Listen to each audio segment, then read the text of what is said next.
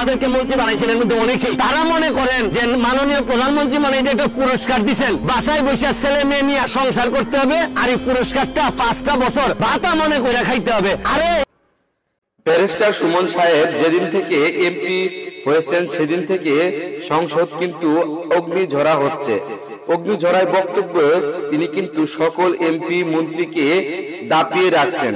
কোন এমপি মন্ত্রীকে তিনি কিন্তু কোন রকম ভাবে ছাড় দিচ্ছেন না। তিনি স্বয়ং প্রধানমন্ত্রীকেও কোনো ছাড় দিচ্ছেন না। তিনি প্রধানমন্ত্রীকে সম্মান দিয়ে কথা বলছেন, তিনি বঙ্গবন্ধুর সৈনিক হিসেবে কথা বলছেন, তিনি দুর্নীতির বিরুদ্ধে কথা বলছেন। তিনি বিভিন্ন সময় যে কথাগুলো বলছেন তাতে করে বোঝা যাচ্ছে যে তিনি এসেছেন ইন্ডিয়ান সেই সিনেমার ফাটা কেষ্ট হিসাবে, কারণ তিনি এসেছেন পরিবর্তন করতে। তিনি বলছেন যে আমি এমপি আমার কোনো পেশা নয়, আমি এমপি করতে এসেছি একটা কারণে, সেটা আমার জনগণের উন্নয়ন করার জন্য। আসলে তিনি প্রত্যেকটা মন্ত্রী এবং এমপির বিরুদ্ধে কথা বলছেন, যেটা আপনারা ভিডিও প্রথমেই শুনলেন যে যেখানে তিনি বলেছেন যে রেলমন্ত্রী প্রচুর পরিমাণে দুর্নীতি করছেন।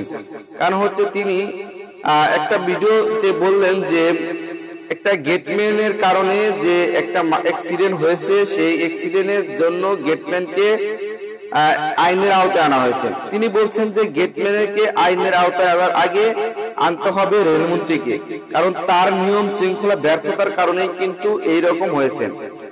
আর তিনি বলেছেন যে সরকার আমাদেরকে অনুদান দেয়, এই অনুদানটা যদি আমরা সঠিকভাবে কাজে লাগাতে পারি তাহলে কিন্তু আমরা জনগণের সঠিক তথ্য দিতে পারবো এবং জনগণের উন্নয়ন করতে পারবো, কিন্তু আমরা সেটা কাজে লাগাচ্ছি না। তো ব্যারিস্টার সুমন সাহেবের সাথে আপনি একমত কিনা তা অবশ্যই কমেন্ট করে জানাবেন। এবং ব্যারিস্টার সুমন সাহেব তিনি আরো বলেছেন যে আমাদের বর্তমানে এমপি মন্ত্রী আছে তারা কিন্তু দুর্নীতিগ্রস্ত, তারা যে অনুদানের টাকাগুলো পায় সেগুলো কিন্তু সঠিক জায়গায় ব্যবহার না করে সেটাকে কিন্তু অপব্যবহার করছে, যার কারণে মূলত এইরকম দেশটা ক্ষতিগ্রস্ত হচ্ছে। তিনি সংসদে কিন্তু ওবায়দুল কাদের সাহেব বিদ্যুৎ মন্ত্রীকে এবং তথ্যমন্ত্রীকে সকল মন্ত্রীকে কিন্তু তুলোধনা করছেন। তিনি কিন্তু রেলমন্ত্রীকে প্রচুর পরিমাণে যে তুলোধনা করলেন শেখ হাসিনার সামনে। তিনি কিন্তু মাননীয় প্রধানমন্ত্রী শেখ হাসিনার সামনে কিন্তু রেলমন্ত্রীকে চরম ভাবে অপমান অপদস্থ করলেন যে তিনি অনেক দুর্নীতি করেছেন রেল খাতে। আর এই খাতগুলো যদি দুর্নীতি এখন থেকে না সরানো যায় তাহলে কিন্তু সুদূর ভবিষ্যতে দেশের আরো অনেক ক্ষতি হবে। তো আপনি কি সেই ব্যারিস্টার সুমন সাহেবের সাথে একমত কিনা তা অবশ্যই কমেন্ট করে জানাবেন।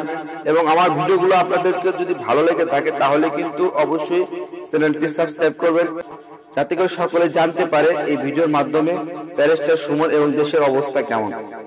ধন্যবাদ সবাইকে সম্পূর্ণ ভিডিওটি দেখার জন্য।